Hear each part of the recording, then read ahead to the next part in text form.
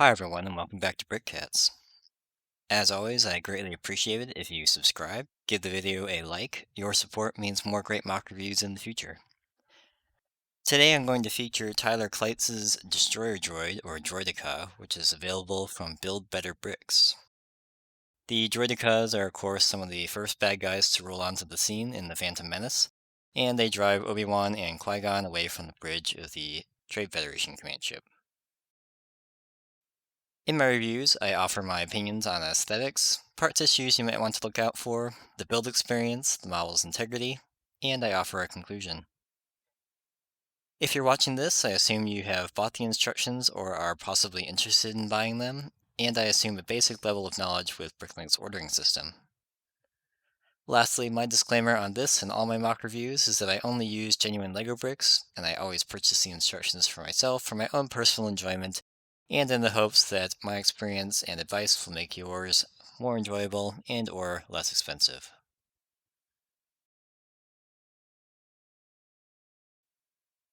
LEGO has put out a number of Droidicas, mostly as smaller figures comparable to a minifigure. In the early 2000s, they released a Technic Destroyer droid, set 8002, and it's still one of the cooler sets from the era, and maybe one of my favorite LEGO Star Wars sets of all time. The Destroyer droid looks pretty good with Technic parts, but if you're not into Technic, the Tyler Clites BuildBetterBricks Destroyer droid looks really good. The reddish-brown and dark bluish-gray color scheme is spot on, and it's offering more of a traditional LEGO look with mostly system parts except for the Technic joints. Moving from top to bottom, the eye and sensor assembly of the droid are connected with an appropriately thin neck, and I really like how this looks in profile, as it gives the Droidica the kind of weird alien mechanical look that was kind of immediately apparent as soon as we saw them. The back section has these reddish-brown slopes, and these are all connected with hinges. The 5 fingered sections along the back here are also joined by fingered hinges. And it's a nice detail, even though I think this middle one should be the longest, but it's not. The major connection in the midsection, I'll move this out of the way here, to get the curvature of the back as more fingered hinges. The midsection has shield generators, and these are just bar and clip connections. And there's one on either side. I really like how these two Technic lift arms here form the vertical sections on the chest area. The arms have shoulder armor and a representation of the pneumatic connection across the elbow.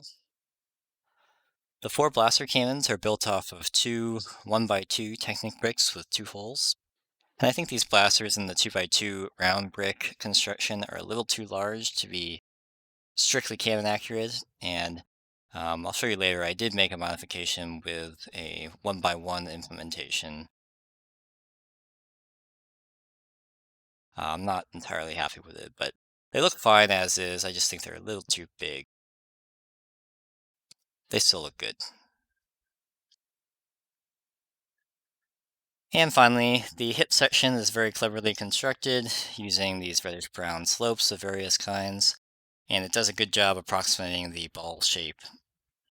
And getting the tripod angle is not the easiest thing to do in LEGO, but it's done very well here with a neat connection.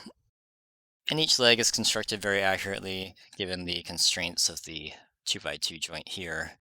It's nice that it goes from a 2 brick wide element here down to a 1 using, again, the fingered hinge. The droid uses 86 elements and 489 parts, and the nice thing about it is that none of them are particularly uncommon. And like Tyler Clites' Battle Droid, this results in a very affordable model. Also like the Battle Droid, most of the pieces have at least one surface showing, so there aren't many color substitutions you can make. I do have a few suggestions, mostly for appearance's sake than cost concerns, and these are mostly subjective, so take them with a grain of salt. The 13 Technic pin 3L with friction ridges lengthwise, part 6558, are specified in blue, and you can see them all over the place here, up in here, and on the opposite side. I find these a little distracting in blue, and I think black would have worked better. Blue is slightly more common than black, but both of them are pretty cheap. So if you've got a bunch of black ones lying around, you can use those. There are 9 inverted 1x2, 2x2 brackets specified in light bluish gray, part 99207. These are available in dark bluish gray, and this would help eliminate some of the minor color inconsistencies you can see down here in the arms. The 8 flat silver 1x1 round tiles, part 98138, aren't really standing out to me as far as being different than light bluish gray. So if you don't care about silver, you could go with light bluish gray or dark bluish gray.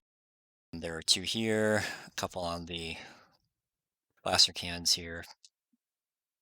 The 4 Technic brick 1x1 with hole are specified in light bluish gray, but dark bluish gray fits in better with the color scheme. You can just see them in the construction of the blasters down here. In fact, that's how it connects to the arm.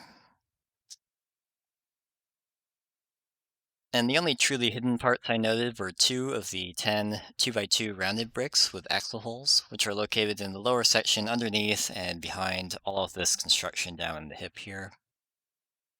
These 2 can be any color, and I'm actually pretty sure that a 2x2 normal square brick would work as well. Some of you may know that the older reddish-brown pieces ended up very brittle and tended to crack easily. This was the composition of the plastic they used just tended to get brittle and break easily. And this is in the early 2000s, and apparently I got some of the older pieces as well, because you can see this already cracked. And I have a couple more that just snapped in half as soon as I tried to put them on. There's not really anything you can do about this from your bricklink seller, because they don't know. But LEGO has been known to replace these pieces for free if you engage with their customer service. I don't think that matters if you bought them off Bricklink, because anecdotally I've seen some unverified cases of successful part replacements because LEGO knows this is a problem. But if you have a piece or pieces that are brittle and break, it might be worth a try or worth a call to LEGO customer service just to see if they'll replace it for free. Sorry, one late addition here. The 7 part 4755, the Technic rotation joint ball loop with two perpendicular pins with friction ridges, are specified in black, but they do come in dark bluish gray. I'm a little curious about the choice of black here, as I think dark bluish gray would clearly fit better in the color scheme.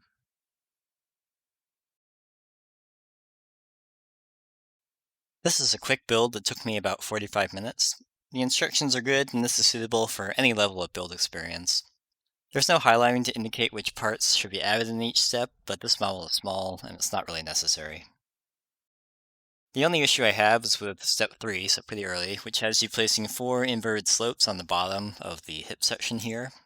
It's these guys. There's only a few ways these can logically go on to achieve the shape you're going for, but it still would have been nice to know exactly what was intended here, and because of the viewing angle, you just can't tell. So I guessed.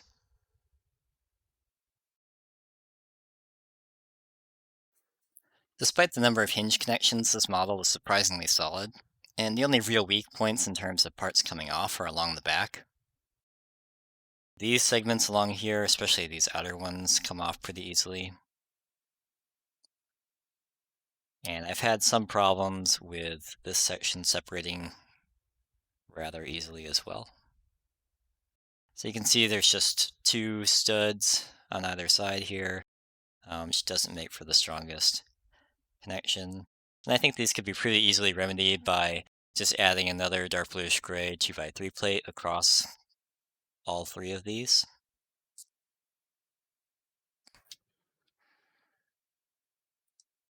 But the biggest problem I have with this model, or I find myself having with this model, is the stability of the legs. So even though these hinge joints are, again, fingered, and there is a lot of tension in there.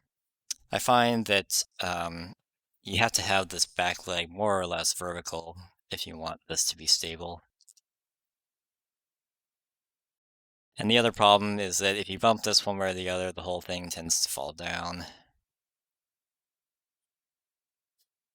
especially if you've got this lower section angled like that.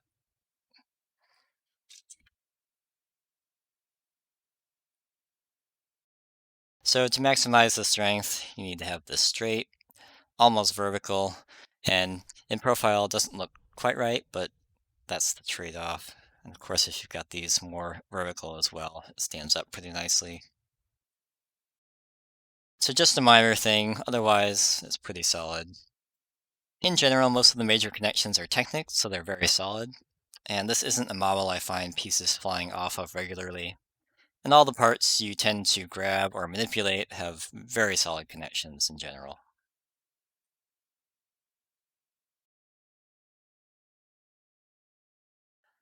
I think this is by far the best brick built, well, mostly brick built with some Technic Droidica available. And like I mentioned in the part section, it's also quite economical. I routinely get estimates for just 2 or 3 stores in between $40 and $46 before shipping and tax, or about $50 to $61 after shipping and tax if you don't have any of the parts already.